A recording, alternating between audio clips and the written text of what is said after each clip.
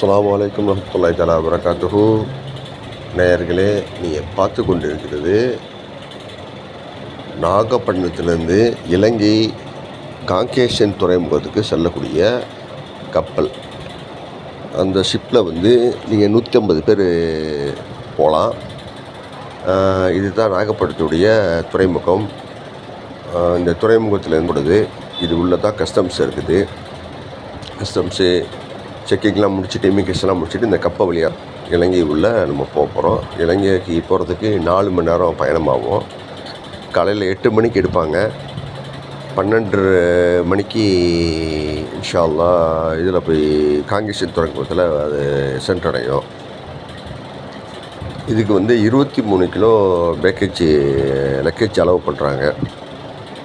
அதுக்கப்புறம் எக்ஸ்ட்ரா கொண்டு வந்தீங்கன்னா ஒரு கிலோவுக்கு 50 கிலோ வரையும் 50 ரூபா ஒரு கிலோவுக்கு சார்ஜ் பண்ணுறாங்க.